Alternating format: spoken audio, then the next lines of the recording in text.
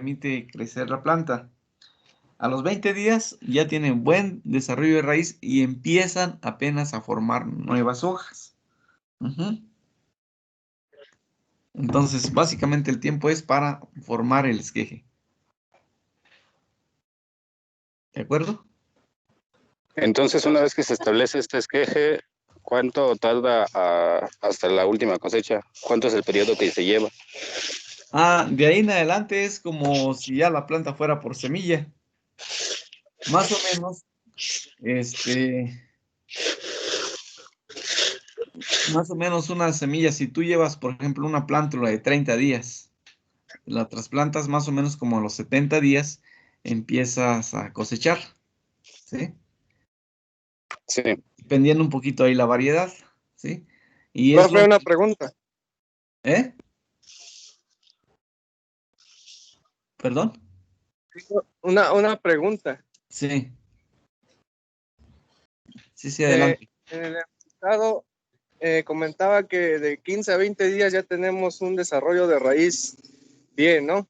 Sí, así es. Pero esto en condiciones de temporada de verano. ¿Y en las de invierno qué pasa?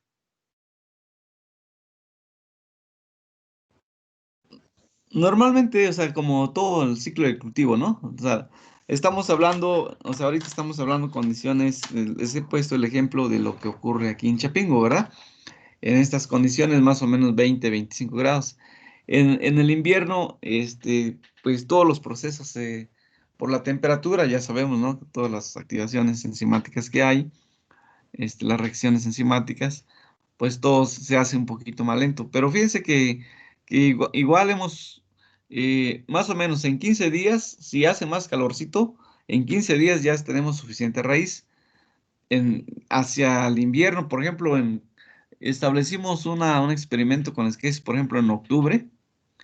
Estaba ya, se tardó un poquito más, digamos 22 días, 23 días, ¿sí? Hay un ligero retraso, pero de 20, por eso ponemos así como 20 días más o menos, como algo bajo las condiciones, como tú comentabas, en un clima un poco favorable, ¿no? En clima o en época fría, pues sí va a haber un poco de retraso. Ujú. Sí, Posiblemente 25 días nos esté atrasando o nos esté llevando para tener lista la plántula. Ujú. sí, No tiene más de que un ser un mes. Profe, esqueje vegetativo. Sí, profe, adelante. ¿por qué no se toma, por qué los esquejes se toman de los chupones y no como tal el lápice, sí, el lápice, Se puede la tomar de pura? ambas partes ¿Y cuál es resulta lo más mismo. favorable? Es igual. Hemos hecho también pruebas de qué es mejor, si de los brotes, de los brotes laterales o del ápice. Es lo mismo, resulta muy similar.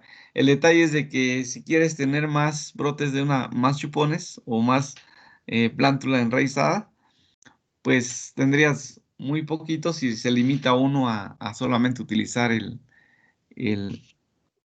el ápice, ¿sí? Y además, si quiere, podemos despuntar en el momento que tratando de hacer coincidir los ciclos, ¿no? Pero sí podemos tomarlo de ambas partes. No hay ninguna diferencia entre tomar un brote para enraizar del ápice o de las yemas laterales. Resulta exactamente lo mismo. Enraiza igual, el tiempo que se lleva es lo mismo y produce exactamente lo mismo. Te digo que nada más que agarrar brotes laterales, pues tenemos la posibilidad de que una planta nos dé más brotes. Entiendo. ¿Ok? Profe, Sí, otra pregunta. adelante. Después de los 20 días ya está ya tiene raíz. De ahí se consideran otros que 50 días para que se complete o sea, para que sea el trasplante. No, a los 20 días, en ese momento ya estamos trasplantando. Ah, ya se está trasplantando. O sea, estamos hablando de 20 días para enraizar y para que ya está lista la plántula para el trasplante. Así Ah, es. Ujú. bien. Gracias, esa era mi duda. Ok, en ese momento está lista para trasplantarla. Ok. Bien, entonces, si no más preguntas, ¿quiénes me preguntaron ahorita? Sergio, ya lo ubiqué. ¿Quién más? ¿Quiénes más? Andrés, profe. Oiga, una pregunta también. Sí, El Andrés. manejo, el manejo nutricional de esta plántula que proviene de esqueje como la que proviene de semilla es el mismo. Exactamente el mismo, ¿sí? Hacemos el mismo manejo. Los primeros días, lo que hacemos es, les decía, ponemos el esqueje. Ahí no hace falta ponerle todavía solución nutritiva.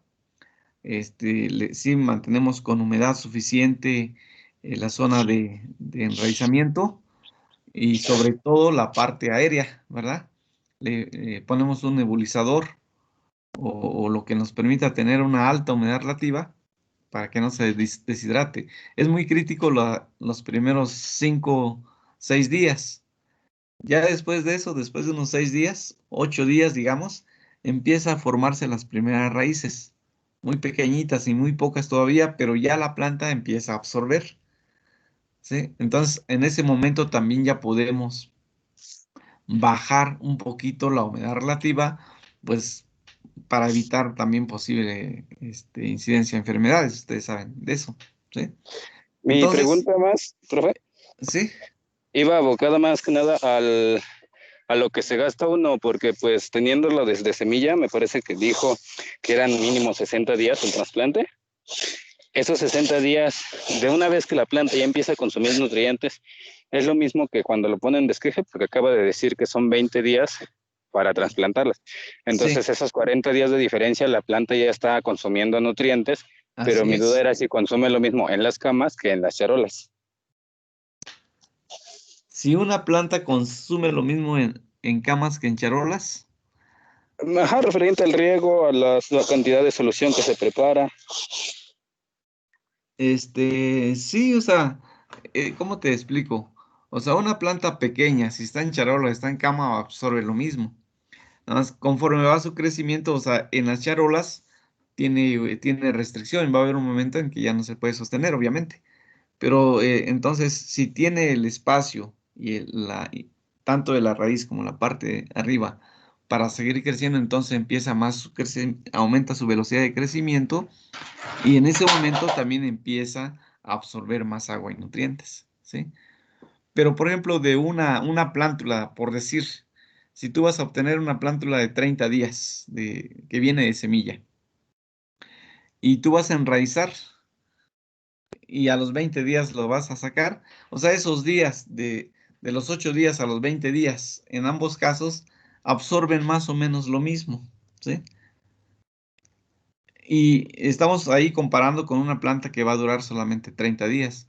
Obviamente una planta que va a durar 60 días.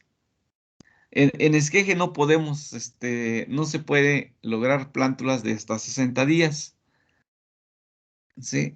Eh, hemos hecho algunas pruebas, es muy difícil, tal vez 30 días. Hasta hicimos una prueba donde fue posible llevar el esqueje hasta 35 días. O sea, 20 días está lista. Probamos luego 25, 30, 35, 40 y 45 días para trasplantar el esqueje, pero lo más que aguantó la plántula como esqueje fueron 35 días. No es posible, hasta ahorita, por lo que hemos visto, hacer un esqueje de 60 días. Pierde mucha calidad. Necesitamos estudiarlo un poquito más, posiblemente separándolos más, posiblemente, no sé, habría que ver un poquito más su manejo para que pudiéramos usar esquejes de 60 días. Entonces, lo que probamos es que funcionó bien hasta 35 días. Es uno de los últimos trabajos también que hicimos, que incluso probamos si el esqueje lo podríamos enraizar más fácilmente en solución nutritiva y funcionó muy bien, ¿sí? En vez de usar charolita así o con sustrato, lo hicimos directamente en solución nutritiva.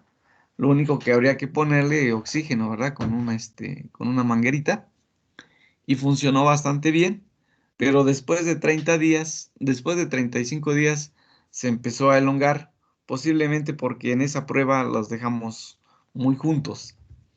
Pues, quizá separándolos un poco más, pudiéramos lograr un esqueje más tardío para hacer trasplantes Correcto. tardíos, como si fuera de semilla. ¿Sí? ¿Tiene algún proceso de adaptación después de los 20 días o es directamente al trasplante? Sí es conveniente un proceso de adaptación, pero el proceso de adaptación consiste en irle quitando humedad relativa básicamente y en irle quitando sombra, porque cuando en los primeros días con la alta humedad relativa, además hay que ponerle un poco más de sombra. Digamos que se manejó o hay que manejarlo buscando unos 2500 pies bujía más o menos de intensidad de luz en esos primeros días, los primeros 20 días, digamos. De ahí podemos sostenerlo unos días más. De hecho, desde un poco antes podemos irle quitando luz. Perdón, tenemos que ir quitando sombra, que haya un poco más de luz y tenemos que ir quitando humedad relativa. De manera que al momento de trasplante ya la planta esté como adaptada más o menos a unos 3500 hasta 4000 pies bujías y con una humedad relativa ya más o menos de un 70-80%. O sea, ese es el proceso de adaptación.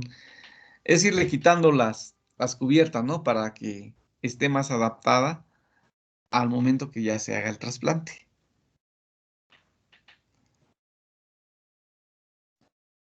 Ok. ¿Sí? Bueno, seguimos. Pero alguien más creo que preguntó aparte de Sergio y Andrés. Si no, continuamos. Bueno, ya habíamos dicho el potencial de rendimiento que tiene estos sistemas. Depende también aquí el rendimiento que se puede lograr, depende también cuánto pesen los frutos. Pero bueno, el asunto es que el rendimiento potencial es bastante alto con estos sistemas, ¿verdad? Por lo menos 600 toneladas es lo que decíamos. Pero pues también hay que considerar sus desventajas, ¿verdad? Y uno de los más importantes que hemos estado comentando y ustedes han estado preguntando también es el aspecto del uso de la semilla, que se ocupa mucha semilla, ¿verdad? Efectivamente, es un alto costo por semilla, por eso hemos estudiado un poquito más el manejo que se debe hacer para la producción de esquejes enraizados, ¿sí? También ocupa un poco más de área para semillero. Entonces, porque ocupamos mucha planta, se requiere demasiada, entonces ocupa más espacio para semilleros. Otra de las cosas que hemos visto que en el despunte a 1 a 3 racimos en alta densidad, pues también se hace sombreado de las plantas en las hileras, sobre todo las hileras centrales. O sea, si manejamos 3 racimos y ponemos el cultivo en una cama y establecemos 4 hileras de plantas, normalmente las hileras de afuera rinden un poco más que las centrales. Y pues es por razones obvias, ¿verdad? De que, pues, digamos, es a lo largo de los pasillos, entre una cama y otra, pues fluye más el CO2, hay más ventilación, se mejora la polinización. Las plantas en esa parte reciben mejor luz que las centrales. Por eso hay una ligera diferencia entre el rendimiento de las plantas centrales respecto a las laterales. Pero ahí es donde se ha trabajado un poco más lo del sistema escaleriforme buscando uniformidad en la luz y sí se ha visto que se incrementa un poco más el rendimiento, como un 20% más, solo que implica la dificultad que tiene de manejo de el poner las camas de esa manera. Y también todos estos sistemas son muy intensivos. Por un lado, qué bueno que ocupa mano de obra porque se genera empleo, pero la otra es que pues resulta también un costo adicional, aunque si comparamos los costos de producción de 3 ciclos, por ejemplo, al año en este sistema y un ciclo nada más en el sistema convencional, tampoco hay muchas diferencias, excepto lo de la semilla. Fuera de eso, las diferencias en actividad es más o menos similar.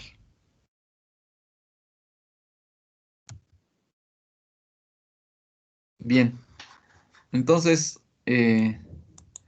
no sé si no hay más preguntas hasta Sí, ahí. tengo otra, profe. Sí, adelante. Andrés. Sí, Andrés. En la ventaja que menciona del escape a las plagas y enfermedades, este, ¿cómo se evaluó perdón, se me fue?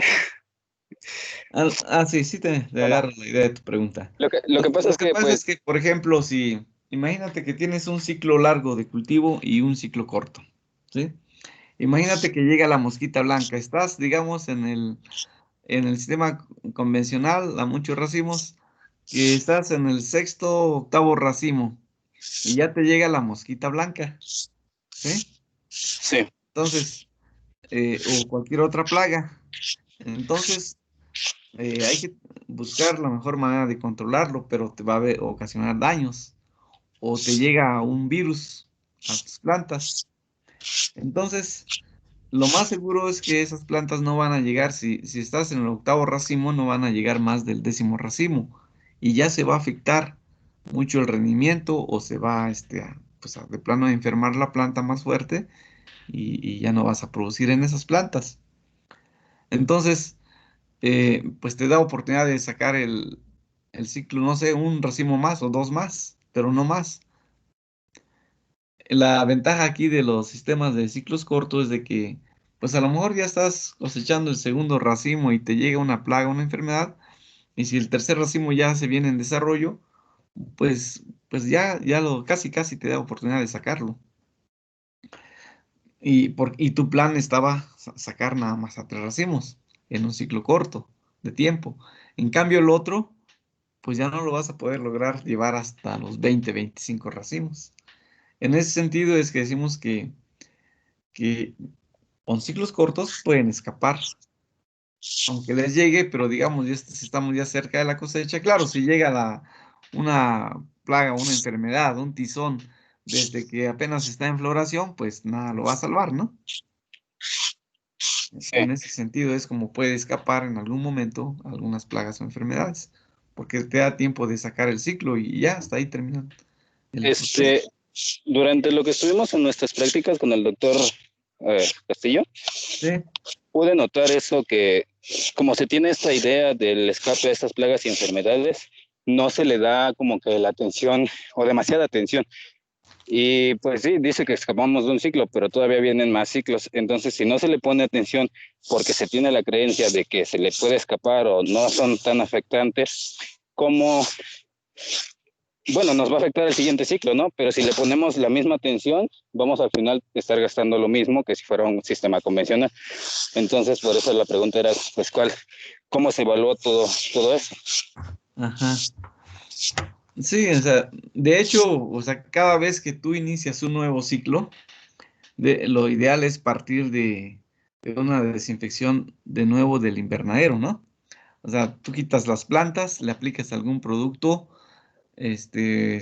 por si quedaron algunas plagas o enfermedades, le aplicas algún producto incluso antes de sacar la planta para que se disperse menos las esporas o las plagas. Entonces sacas todas las plantas y hay que volver por decir, a esterilizar o a desinfectar el invernadero antes de iniciar otro ciclo. O sea, esa es la forma como se debe manejar, porque, eh, o sea, nos referimos a que a ese ciclo en particular, o sea, puedes llegar a completar tu número de racimos que tenías programado, cosa que pues, no se podría en un ciclo largo cuando si quieres 20 racimos, si lo planeas así, pero pues apenas vas en el octavo racimo y ya hay enfermedades, pues va a estar bien difícil lograr el objetivo. Pero desde luego que No por eso se va a dejar, ¿no? Lo que pasa es que aquí ustedes saben que en las prácticas hacemos un ciclo y pues ya no le seguimos. Pero al hacer ciclos continuos, como lo hace un productor ya de manera comercial, pues desde luego que hay que seguir todo el control fitosanitario para tener buena calidad también, ¿no? Desde luego que sí hay que cuidar eso. Porque en el sistema convencional, por más que apliques, difícilmente vas a lograr los 20, los 20 racimos, digamos, si está uno planeando eso. En Bien, el tiempo que contempla meter 5 ciclos, ¿ya contempló todo este tiempo de limpiar el invernadero y arreglarlo? Porque aquí donde estoy trabajando, pues es un ciclo anual y se tomó en toda la limpieza y desinfección entre todo el personal que estaba en esa nave, son aproximadamente 9 gentes para una hectárea, tomó alrededor de 3 semanas el limpiarla y apenas se va a establecer el nuevo ciclo. sí, sí. Entonces, si metiéramos 5 ciclos por esas 3 semanas, serían 15 semanas perdidas, nada más de estar acondicionando el invernadero. Sí, sí, pues que pues implica toda una organización para eso, ¿no? O sea, en los 5 ciclos posibles ahí vimos cuando es a un solo racimo, ¿no? ¿Por qué? O sea, porque un ciclo sale en 2 meses del trasplante a fin de cosecha, ¿no? Y dijimos 5 ciclos son 10 meses, pero por lo menos entre un ciclo y otro, pues hay que darle unos días para limpieza. Y la limpieza, ¿cuánto se van a tardar? Pues depende de cuánta gente le metas, ¿no? No es lo mismo, o sea, como quiera se va a llevar el mismo número de jornales si le metes 3 diarios o si le metes 50 diarios, ¿no? O sea, aún así te queda un espacio para hacer esa actividad. Y entonces ahí implica una organización para ver cuánta gente requieres para esa actividad. O sea, lo puedes hacer en una semana si le metes más gente, ¿no? O hasta menos. Depende ahí. Entonces ahí si tienes planeado, por ejemplo, alguien que tenga planeado así, sabe que en esos días tiene que meterle todo un ejército de gentes para que esté pronto, listo, ¿no? Digo, el costo finalmente va a ser algo, bueno, no es fácil, pero el costo va a ser algo similar, porque si para la limpieza te va a llevar, por decir, 50 jornales, si tú tienes 3 jornales, lo van a hacer en 18 días, ¿no? Pero si tú para eso metes 25 jornales, lo van a hacer en 2 días. O sea, es como quiera, o sea, se debe contemplar, claro, decirlo desde acá es muy fácil.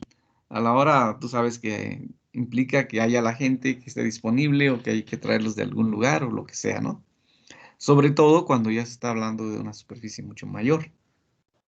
Ujú. Profe, Sí, pero también influye el hecho de que, por ejemplo, estamos hablando de 3 racimos, sí, de 1 a 3. Entonces la planta no es tan grande, a así diferencia es. de cuando ya tenemos una planta de 20 racimos. Una planta de 20 racimos mide más de 5 metros. Sí, Entonces, toda esa diferencia, pues también reduce un montón las faenas, sí. porque no es lo mismo estar sacando unas matitas pequeñas a estar sacando el volumen que están sacando. Sí, Entonces, sí le eso digo, hay acorta. labores, efectivamente, o sea, sí tiene razón. Hay labores que se facilita, otras, claro, alguien diría también, pero no es lo mismo sacar una planta que sacar 8, ¿no?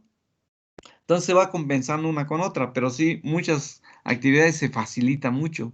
Por ejemplo, las labores de, de hacer poda, de bajar la planta, los que manejan el sistema convencional saben que la gente que hace eso debe estar capacitada y es algo que se debe hacer con mucho cuidado, porque aparte de que lleva mucho tiempo realizarlo, si no se hace bien, se rompen muchos frutos, bueno, muchos racimos, se caen muchos frutos y hay pérdida, ¿no? En el otro sistema, una vez que tutoriamos ya no tenemos nada que hacer de eso, o sea, se facilita, entonces una con otra, ¿no? Y sí, o sea, es cosa de organizar, obviamente, como dice Andrés, pues pues es que yo me estoy llevando, ¿cuántos días dices, Andrés, para dejar limpio una hectárea? 3 semanas, profesor. 3 semanas, ¿con cuántas personas? Al parecer fueron 9. Ajá. Desde 3 semanas, 20 días, 2 por 9, 18, 180 días. 180 jornales, ¿no? Más o menos. Sí. Entonces, pues a lo mejor, o sea, en estos casos, que se sabe, o sea, el productor que maneja esto sabe que hay momentos críticos, ¿no? De que se requiere, si tenemos solamente una semana, por ejemplo, entre una semana y otra para hacer limpieza y poder establecer el nuevo ciclo, pues sí se tendrá que programar de esa manera para poderlo sacar en tiempo. Sí, igual te digo, si son 9 personas, pero pues métanle, digo, no es fácil, no es fácil, decir, pues consígueme la gente, ¿no? Pero se tiene, o sea, ustedes saben que el productor se tiene que, o la empresa se tiene que organizar de esa manera. Es igual con el trasplante, en el momento de trasplante que tienen que hacer, meterle más gente, ¿verdad? Después baja la actividad. Entonces hay momentos como más, que demanda un poco más de jornales, ¿no? Pero sí, hay, como dice también Sergio, hay actividades que en un sistema se complica, en otros en el sistema de 3 racimos, digamos, es muy fácil este, hacer la labor de poner hilo tutor, porque está muy bajito, o sea, a la altura de cómo va uno avanzando, es bien, bien fácil, y después no tiene mayor complicación. Pero bueno, todo, obviamente que todo es esfuerzo, todo es trabajo. Y le digo, nosotros los hemos evaluado, ya, porque muchas veces hacemos nada más la investigación, las propuestas, pero lo hemos visto cuando ya estamos con los productores. En la evaluación de los productores es donde, pues ellos tienen que como cuantificar muy bien, porque si van a cambiar un sistema, pues deben de estar seguros que les conviene más. Y eso está probado, lo hemos hecho de manera ya comercial, donde definitivamente los sistemas estos resultan más rentables. Yo creo que si el productor tiene la posibilidad de vender a buen precio todo el año, pues el sistema convencional funciona bien, pero bajo nuestro mercado nacional, que es fluctuante y solamente hay épocas donde vale más el producto, entonces ahí sí es una ventaja que tiene el sistema de poder sacar la mayor parte del producto cuando vale más, ¿no? Eso le da una mayor ganancia al productor. Bien, pues si no hay más preguntas de esto, pues vamos a cambiar un poquito de tema. Profe, Sí, una última. adelante, las que sean, no hay problema. Las que sean. El, sobre los tiempos que tiene, menciona tantos días de trasplante a cosecha, pero Sí, retomando esto del esqueje, que es una planta más pequeña con menos días, ahí se extiende ese periodo y sacamos menos ciclos por año, o cómo, ¿qué pasa ahí? ¿Qué sucede? mira, el esqueje, le digo, hemos probado ahorita hasta 35 días, lo probamos hasta 45 días, pero resultó que no fue muy conveniente porque manejamos, digamos, muy juntos un esqueje de otro. Yo creo que podríamos también, digo, siempre hace falta más que revisar. Yo creo que los esquejes los podríamos también poner, digamos, más separados, dándole más luz para que nos aguantaran también los 50 días. O sea, de que es posible, yo creo que sí es posible.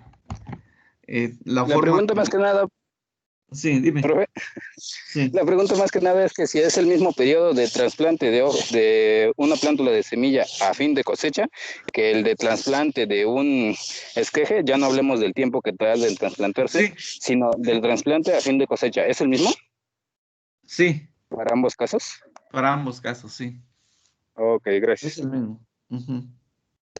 Pero como decía, si lo llevamos a un trasplante más tardío, pues va a cortarse el tiempo el tiempo que se va a llevar para la cosecha, ¿no? Y eso es lo que nos permitiría, pues, manejar más ciclos. O sea, no es lo mismo una plántula de 30 días que cuando mucho con una plántula de 30 días, cuando mucho sacaríamos así muy forzado 3 ciclos. Y si los llevamos de 50 días, ya nos da la oportunidad de sacar 4 ciclos o más. Ujú. Ok. ¿Alguna otra pregunta? O sea, la ventaja del esqueje es que ahorramos el costo de la semilla. Es la ventaja principal. Y sí nos permitiría entonces, daría oportunidad a que al productor pueda usar este sistema de alta densidad de población, porque ese es su principal limitante. O sea, el productor te dice, no, pues es que es mucha semilla, pero con esa opción, entonces sí sería más factible que lo lleve a cabo a la práctica.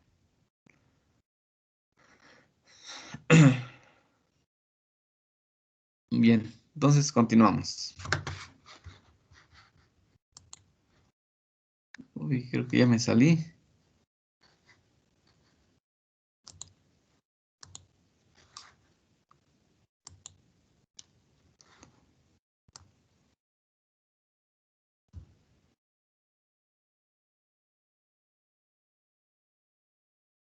Bueno, vamos a ver ahora entonces.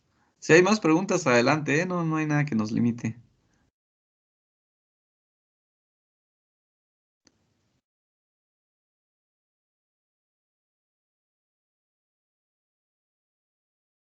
Y ahora no encuentro mi presentación de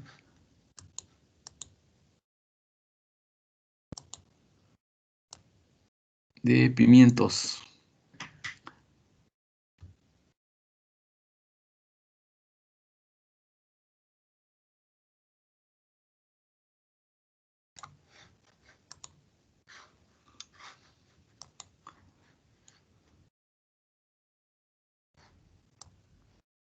Profe, Sí. ¿cuál sería la superficie máxima a la que se puede aplicar este tipo de producción para que fuese rentable y no tan difícil de gestionar todo? Mira, tal vez está, como les decía, está pensado un poco más para pequeños y medianos productores. Estoy hablando de un pequeño productor, aquel que tiene, digamos, no más de media hectárea, ¿verdad? 2.000 metros, 3.000 metros. Pero para un productor mediano, hay, digamos, para una hectárea de invernaderos, yo creo que es bastante factible. Hay muchos productores que cuando mucho llegan a una hectárea, de ahí para abajo, es lo que tenemos en el país. Por ejemplo, los productores en Puebla, ellos lo probaron con una hectárea, hicieron la comparación entre ambos sistemas, ¿no? Ellos pusieron su sistema convencional, como están acostumbrados y lo manejan bien. Y ellos manejan con, o sea, planta injertada, o sea, como todo un buen productor de un sistema convencional de tomate. Ellos son buenos productores y probaron entonces el sistema y primero en una primera evaluación probaron con semilla y efectivamente dijeron, sí, sí, aún así, pues ellos manejaron 3 racimos. Aún así, les fue más rentable, o tuvieron mejores beneficios sacar 3 ciclos que sacar uno solo. Y el siguiente año lo probaron con esquejes, ¿sí? Ahí fue como media hectárea de esquejes. Entonces sí pusieron a muchas plantas a enraizar. Igual vieron que pues no había diferencias. Es que sí, sí es algo intensivo el trabajo, pero finalmente pues la rentabilidad económica que les dio pues para ellos fue importante. Fíjense que aquí tenía mi presentación. Pero entonces, digamos que para un productor que tenga media hectárea, que tenga 3.000 metros o que tenga hasta una hectárea, o sea, es muy factible. Y tener una hectárea de invernaderos ya no es tan fácil. Claro, hay empresas que tienen 20, 50 hectáreas, ¿no? Pero para la mayoría de los productores en México, tienen media hectárea o menos.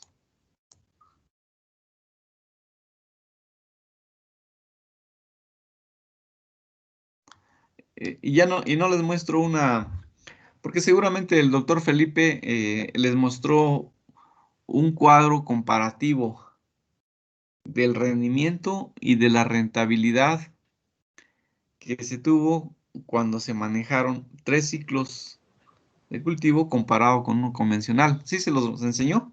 Sí, también Sí, vienen en ¿verdad? el libro. ¿Perdón? También vienen en el libro. Ah, también viene en el libro, sí, efectivamente. También viene en el libro. Y eso le digo, esa información fue de lo que obtuvieron los productores. O sea, no, porque nosotros muchas veces suponemos, hacemos un ciclo de evaluación y asumimos que se pudieran sacar 3, 4, 5 ciclos, ¿no? Y ahí fue con los productores lo que rindió y el manejo que hicieron los productores. Ujú. Entonces, así es. Miren, no encuentro, creo que voy a ver si puedo, voy a abrir mi presentación, a ver si me puede permitir entrar bien. Cursos, a ver, producción de chiles.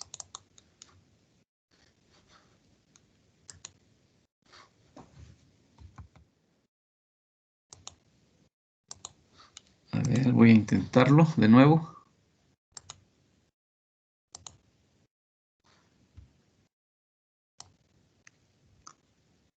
Mm, Y ahora no lo puedo abrir. Necesito salirme yo creo primero, ¿no? Me voy a salir un momentito para poder entrar a la otra presentación.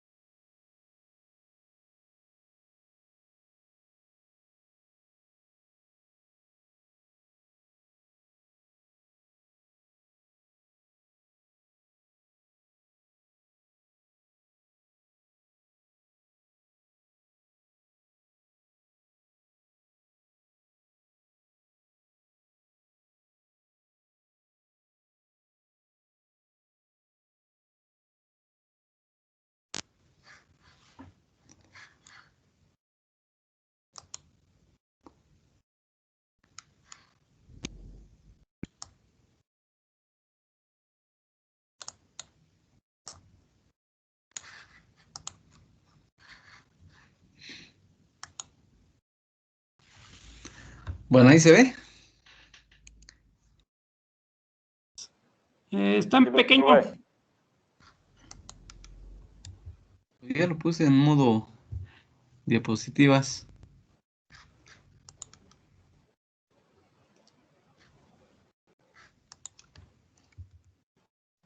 Ahí se ve, todavía no.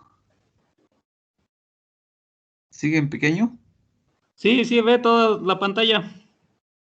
¿Ya se ve bien? Bueno, entonces, hasta ahí vamos a dejarle el cultivo de jitomate. Hay mucho que estudiar todavía de este cultivo y una de las cosas que hemos estado revisando y trabajando en investigación, aparte de este sistema intensivo de 1, 2 o 3 racimos, que hemos visto que 3 racimos parece ser que es apropiado porque no se hace tan demasiado intensivo, pero que es rentable, que puede ser igual. Revísenlo, analícenlo y pues a mí me da gusto saber que algunos están pues ahí con la experiencia práctica del manejo y porque eso es lo que nos ayuda a entender más las cosas, aprendemos más cuando nos incursionamos, ¿verdad? En el manejo con productores. Pero vean esta opción que realmente puede ser buena.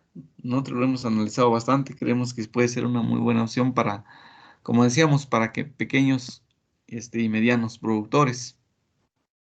Sin embargo, ya con sus conocimientos, pues analícenlo y si pueden probarlo, pues sería lo mejor.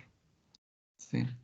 Pero bueno, pues también dentro de los cultivos importantes, tal vez marcamos más lo que es el jitomate porque es hortaliza que más se cultiva bajo invernadero, como un 70-80%, un 70% yo creo que de la producción bajo invernadero y bajo sistemas protegidos se maneja el jitomate.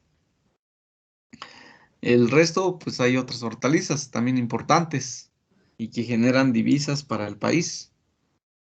Entonces, y uno de estos cultivos es el pimiento morrón.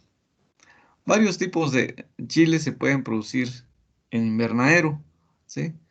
Pero por las características del cultivo y por el buen precio que tiene en el mercado, es que lo que más se ha manejado es pimiento morrón o chile bel. Este es un cultivo también muy interesante de manejar, pero también es como un poco más delicado y sensible su manejo. Lo comparamos siempre con el jitomate, porque el jitomate ustedes tiran la semilla y sale y ya. O sea, no producirá bien, pero sale la plantita, aunque lo pasen a dañar, a romper, vuelve a brotar, ¿no? También tiene esa facilidad de manejo. Pero el pimiento morrón es bastante delicado su manejo. Sin embargo, es uno de los cultivos igualmente rentables, o si no es que más que el mismo jitomate. La ventaja de producir pimiento morrón es que llega a tener precios muy buenos en el mercado. Normalmente, si ustedes van al mercado, ven que el jitomate vale 8 pesos, 10 pesos, 12 pesos, que ya es buen precio de acuerdo al nivel que se produce, a la cantidad de producción. Pero el pimiento morrón, pues por lo menos en los mercaditos, si ustedes van a cualquier tianguis, por lo menos está a 20 pesos el kilo. De ahí en adelante está a veces a 30, 40 pesos. También es fluctuante en el mercado. Pero, por ejemplo, en los centros comerciales, si vamos y vemos el precio del pimiento morrón, está como a 60, 70 u 80 pesos. Entonces llega a tener muy buenos precios.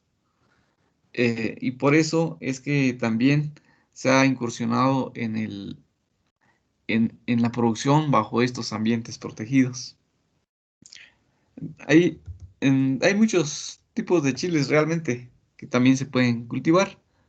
Entonces, es importante cuando se va a establecer como cualquier otro cultivo, si ya definimos establecer un cultivo de chile, ¿cuál tipo, verdad?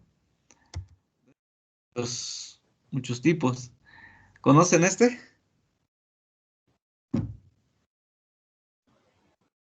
Es ¿Qué manzano. chile es ese que está en la imagen?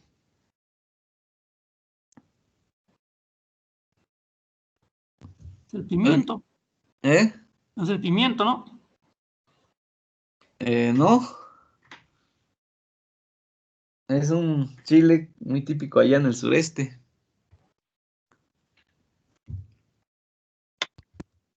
¿Es bola, profe? Mm, no, a ver, por ahí lo pueden distinguir. El chile típico allá en Yucatán, el chile habanero, Chile habanero. sí, es chile habanero. También el chile habanero está teniendo mucho auge y últimamente se está produciendo cada vez más en invernadero. O sea, hay buena demanda y produce muy bien en condiciones de invernadero. O sea, también es bastante rentable. Aquí en Chapingo nosotros solamente una ocasión lo hemos evaluado. No tenemos así tanta experiencia en eso, pero sí también se produce muy bien, se adapta muy bien y se presta para su manejo en invernadero y bajo condiciones de hidroponía, ¿verdad? ¿Esos cuáles son? Allá los de Puebla. No ha cambiado la diapositiva. ¿Ya? ¿Todavía no se ve? Sigue la diapositiva 1, profe. ¿A poco? O sea, ¿sigue la de chile habanero? No, la del pimiento. Ah, ¿sigue esa? Pues con razón no veían cuál era la que yo les preguntaba. Pues qué raro. ¿No se ve? Ahorita está la de chile habanero. No, está la de pimiento todavía. Caray, ¿qué pasará? Voy a Ya cambió. pero ahí se ven, a ver, Nada más se ve un ¿así? tallo. Ahí se ve ahora sí. Sí, ya se ve. Sí. Ok, ese es habanero, ¿no? Sí. Sí. Ajá, Ese que es es lo el que les habanero. decía. Es la que les preguntaba. Con razón me decían que era pimiento, pues era la. Estaban viendo esta, ¿no? Sí. Ok. Sí. Bueno, ese es habanero. Ajá. También es habanero. ¿Y este? Poblano. El chile con el que se hacen los chiles rellenos es Poblano. el Ajá. poblano. Los chiles, poblanos, ¿no? Para rellenarlos, ya Sí. sea de carne molida o de verduras o de atún. Hay muchas formas de prepararlo, ¿no? O O una sopita de simplemente, crema de chile. o simplemente hacer una cremita, ¿verdad?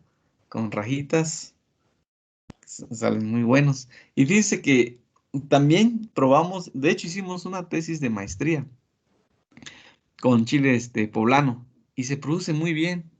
Se adapta bastante bien su manejo en invernadero. Sí, ahí es como todo cultivo. Sabemos que toda la base está en entender la fotosíntesis, cómo funcionan las plantas, pero fíjense que buscando igual un índice área foliar apropiado, se logró, o sea, y una buena ventilación y todo eso que ya sabemos, se logró producir muy bien el chile poblano en invernadero y salió muy bien ese trabajo. Así, bien cargadas las plantas, se manejó muy bien, se le puso su hilo tutor también para que no se cayeran las plantas. Y ahí están, o sea, también, les digo, no solo, ahora sí que no solo de jitomate vive el hombre, ¿no? Hay muchas otras cosas que se pueden manejar y entonces los chiles también son una alternativa, pero bien manejados. O sea, chile poblano a lo mejor pensamos, pues no, no puede ser rentable, pero con una producción así, o sea, sí, sí resulta bastante rentable.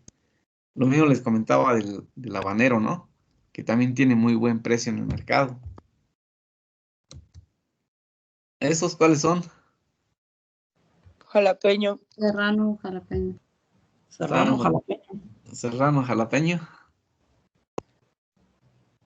También están los manzanos, ¿no? Los manzanos ahí con aladitos del profe Enrique. Sí, con el doctor Mario, que también trabaja esos, ¿sí? O sea, hay diversidad de chiles que podemos manejar. Pero les digo que lo que más se ha manejado por su buen precio y como que tiene mejor demanda, sobre todo para la exportación, porque fíjense que en México no consumimos mucho pimiento morrón. Lo consumimos ocasionalmente en los alambres, ¿no? Sí. Los alambres, o O a en veces ensalada. en otros países, en Europa, por ejemplo, en Alemania, en España, consumen mucho pimiento morrón. O sea, mucho, así como, bueno, los mexicanos comemos chile picoso, ¿no? Y muy poquito pimiento morrón. Es más que a muchos ni nos gusta, o a algunos no les gusta el pimiento morrón, pero son muy buenos. Incluso, por ejemplo, para una carne asada, pones unos pimientos morrón a asarlos ahí un ladito de la carne y salen muy buenos, ¿no? Pero también los puedes rellenar. Rellenos de atún, por ejemplo, salen muy buenos. Pero en otros países, en Estados Unidos y en Europa, o en otros países, sí, sobre todo en Europa, lo consumen como parte de la ensalada. O sea, entonces ponen ellos, por ejemplo, en una ensalada con lechugas, le ponen jitomate y le ponen pimiento, así como si fuera también jitomate. Entonces su consumo es alto. Y como en México no consumimos mucho pimiento, más que a veces con el alambre o una carnita asada, entonces la mayor parte de la producción de pimiento morrón en México es para exportación. Y esto, pues pocas empresas también lo producen, sobre todo en el norte o en el noroeste del país. Una pregunta, ¿ustedes ya han hecho viajes al noroeste? ¿Hicieron algún viaje al noroeste antes de la pandemia? No, No. No, Ajá. Pues ojalá, bueno, si alguno es de por allá, sabe que se produce mucho pimiento morrón, hay empresas que lo están produciendo, y si no, ojalá que tengan, pues con todo esto de la pandemia, ya no sabemos si después va a haber viajes, para allá, si todavía les vaya a tocar los viajes, pero es muy interesante ver algunas empresas que están produciendo pimiento morrón, en condiciones de invernadero, aunque fíjense que, por ejemplo, en Sinaloa, la mayor parte, no solo de pimiento, también de jitomate, ellos manejan más que invernaderos, manejan casa sombra o malla sombra. Y entonces, hay empresas que incluso les están pidiendo de Estados Unidos pimiento morrón, una parte de este tipo, como lo estamos viendo en la imagen, y otra parte, así como más especiales, unos pimientos así como más pequeñitos, como si fuera, todos conocen el chile habanero, ¿no? Como chile habanero, pero es pimiento dulce, o sea, pimiento morrón. Le llaman mini beles, de bel, ¿no? De mini, de pequeños.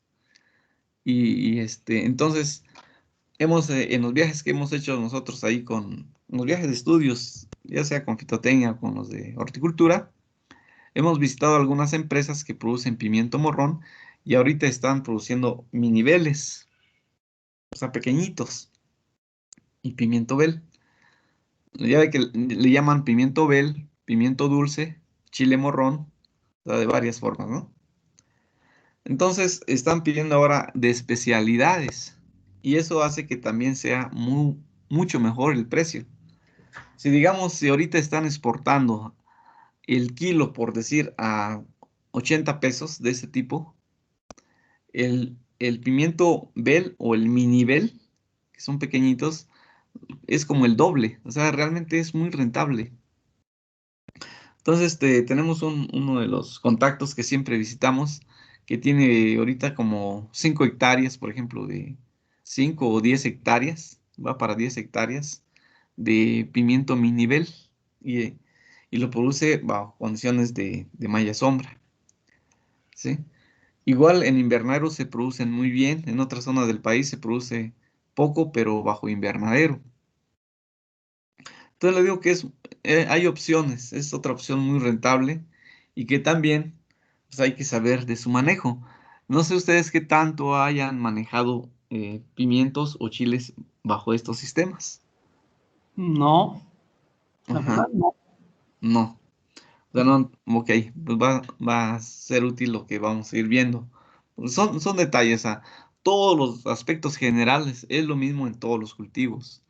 Que el manejo de la luz, el manejo del índice área foliar, que la ventilación, que el CO2, que la calefacción, todo aplica a los cultivos. Por eso es que les hemos insistido, ¿no? Que en entender la fotosíntesis, cómo funciona, esa es la base, ¿verdad? Y cómo manejar y cómo controlar los factores ambientales que influyen en esta. Y ya cada cultivo tiene su particularidad, ¿sí?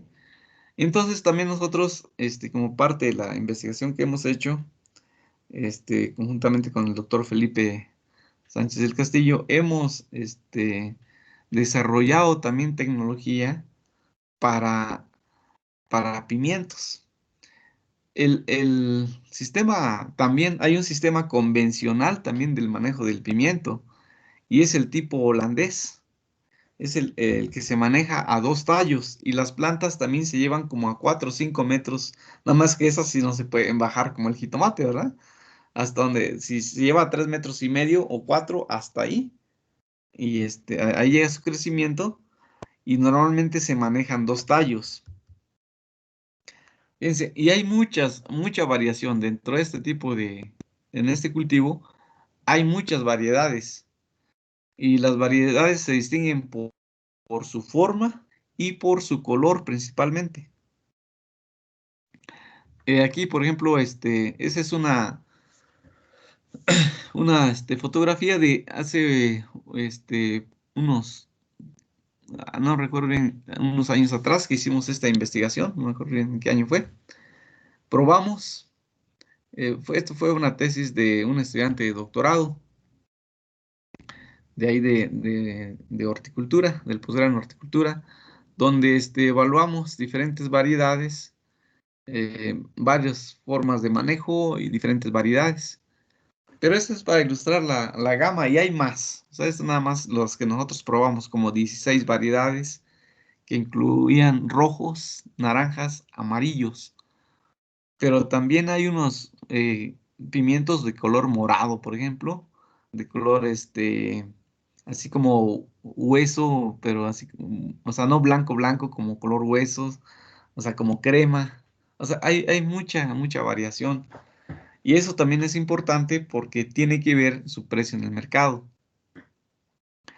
Los, los frutos más comerciales y que más vemos en el mercado son los verdes, los rojos y los amarillos. Y luego los naranjas.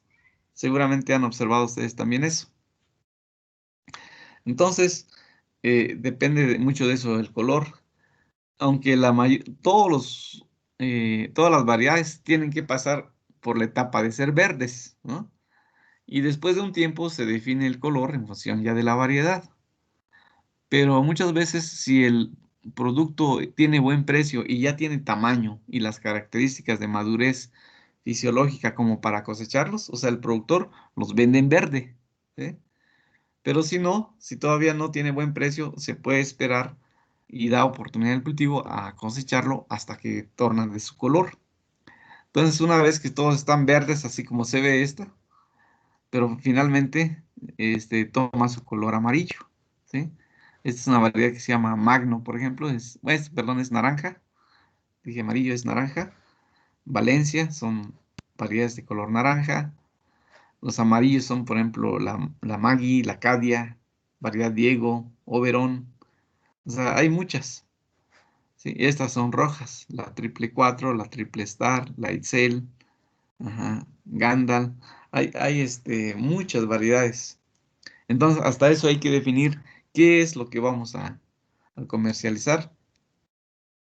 Tal vez aquí en los mercaditos que nosotros vamos casi no se distingue mucho entre producir rojos, naranjas o amarillos, o en verdes, pero para la exportación sí, sí hay una diferencia importante en el precio de acuerdo al color y de acuerdo al tipo, ¿sí?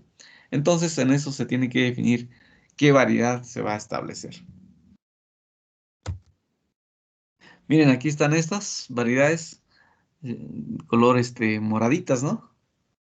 Y entonces se han de imaginar ustedes una ensalada. Digo, tal vez no nos gusta mucho, pero los que nos gusta el pimiento morrón en las ensaladas, si ustedes tienen una ensalada y le ponen rajas de pimientos de diferentes colores, incluyendo los morados, los cremas, se ve muy, además, como que se apetece mucho. Entonces, y eso es lo que consumen los europeos y en Estados Unidos, mucho pimiento, ¿sí? Y les digo que aparte del color hay diferentes tipos. Este es el clásico, digamos, el más común, el tipo blocky, es así como más cuadrado. O sea, tiene más o menos la misma altura que el ancho. Se ve así como más cuadraditos. Hay otros, hay variación de tipos. Este es un tipo lamuyo. Son frutos más alargados que anchos, ¿eh? O sea, si hacemos un corte acá y acá, es más largo acá que acá.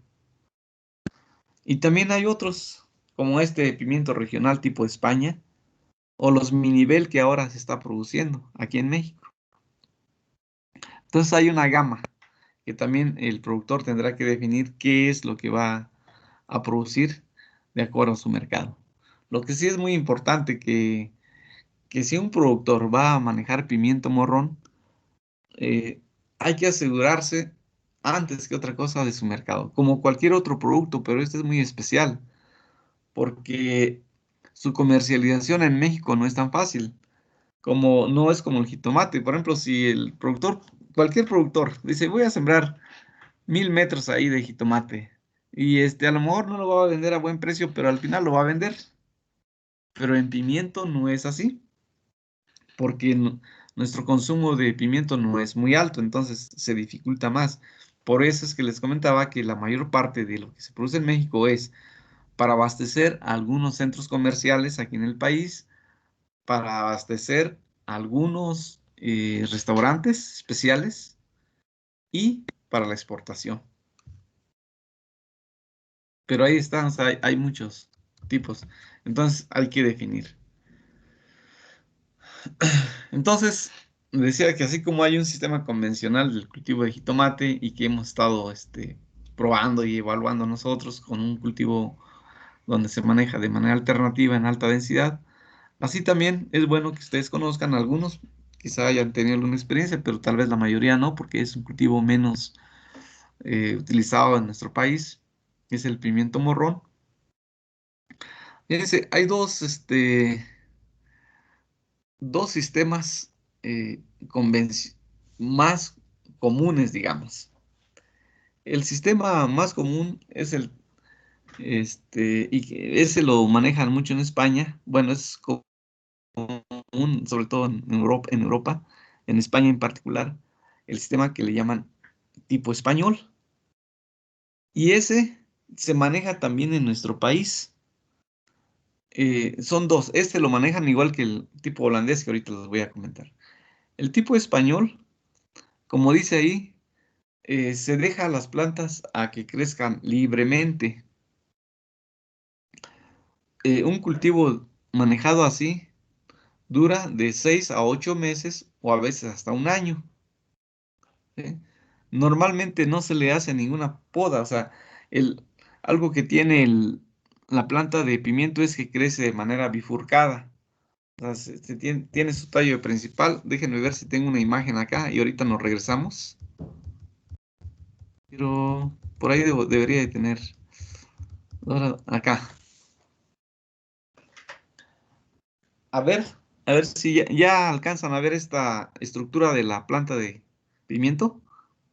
Sí, Ya sé. Sí, porque a veces va atrasada lo que voy diciendo y la imagen, ¿no?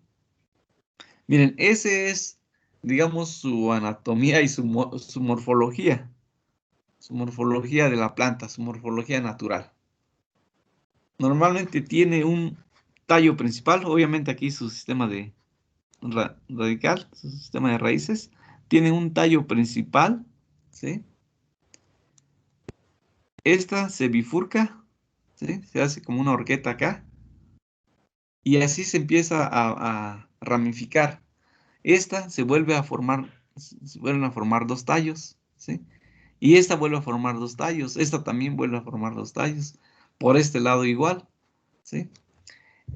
Digamos que es su estructura y su morfología natural de las plantas. Con base en eso, es que se han desarrollado dos sistemas más comunes de su manejo. Y uno es el sistema español y otro es el sistema tipo holandés. Y los vamos a analizar y después les vamos a decir nosotros qué estamos haciendo o qué hemos hecho, ¿sí? Aquí en la universidad. Obviamente que no nos da tiempo de hacer tanta investigación en todos los cultivos porque pues trabajamos con limitaciones de recursos, tanto económicos como para personal, para que nos pudiera apoyar a hacer todas las actividades. O sea, no tenemos mucha gente para hacer más investigación. Incluso tenemos que pagarle nosotros, con el doctor Felipe y yo, a un trabajador, a Ángel, si lo conocen. Le pagamos de nuestro dinero con tal de poder a tener a alguien ahí que nos cuide los cultivos, porque no tenemos personal, ni equipo, ni dinero suficiente para hacer mucha investigación. Sin embargo, hacemos lo más que podamos y tenemos resultados. Y incluso lo llevamos a publicaciones, ¿no? Pero esto nos sirve mucho para ir compartiendo con ustedes. Entonces, es importante que que conozcamos la planta. Ya la planta de jitomate yo creo que ya la conocen bastante bien. Ahora vamos a conocer un poquito más la planta de pimiento. Esa es su morfología. Y esta se puede seguir creciendo y seguir bifurcando hasta que pues llega un momento en que igual acaba el vigor de la planta, se empieza a secar o por cualquier otro factor que le afecte y pues hasta ahí termina su ciclo. Pero eso, como cualquier planta, esa es su anatomía y su morfología. ¿Sí? Entonces, a partir de esto, cómo se han desarrollado los dos sistemas. Y en el sistema español, lo que se hace es dejar a que esto siga ramificándose. ¿Sí? Y en el sistema holandés vamos a ver que se hace poda para conducir la planta solamente a 2 tallos. Entonces, esto ilustra bastante bien el crecimiento natural libre del manejo de tipo español. Entonces, se establece una densidad más o menos de 3 plantas a 4 plantas y en el caso del sistema libre y se lleva a que si fueron más o menos digamos, primero se forma un flujo aquí de producción y luego otro flujo de producción y hasta ahí termina. Pero lo voy a explicar más para pasarnos ya en el tema del No, la cultivo. cebolla, luego la quitas y luego ya las papas. ¿Sí? Entonces, miren, ya es que ya falta relativamente poco tiempo, ya faltan 18 minutos, ya nos va a dar tiempo, pero bueno, bastó con que hasta ahorita entendamos bien, conozcamos cómo es la estructura de la planta y con base en eso vamos a ir viendo cómo es que se han desarrollado las dos formas convencionales de manejo y qué es lo que estamos haciendo nosotros. ¿Sí? Entonces, pero pues ya estamos, el tiempo ya se terminó, pues vamos a dejarlo hasta ahí. Me imagino que ahorita tampoco hay muchas preguntas, pues todavía no hemos comentado más que la forma de la planta. ¿Sí? Entonces vamos a dejarle hoy hasta ahí. Miren, no les he pasado la información a los compañeros que viven aquí en Texcoco porque me faltaba organizar un poquito lo de pimiento y lo de pepino para que en una sola yo se los pase porque si no tenía que verlos 2 veces. Y yo creo que, a ver si, nada más que, miren, hoy en la tarde se van a llevar mi lap, me anda fallando un poco y me lo van a entregar mañana a mediodía. Y entonces, a ver si el sábado, ya lo tengo y me comunico con sus compañeros. Esa es la razón. Bien, jóvenes, pues entonces ahí le dejamos. Pues en la siguiente clase nos vemos. Profe, una pregunta. Sí. ¿Va a ser, este nos sirve también para el chile manzano, el tipo de manejo? El chile manzano tiene sus particularidades. Miren, la verdad, chile manzano, yo solamente una vez lo manejé en campo abierto hace muchos años. Para chile manzano yo creo que, bueno, el experto que ya maneja mucho es el doctor Mario, ¿qué es? Doctor Mario, no recuerdo su apellido ahorita. Mario Pérez Grajales.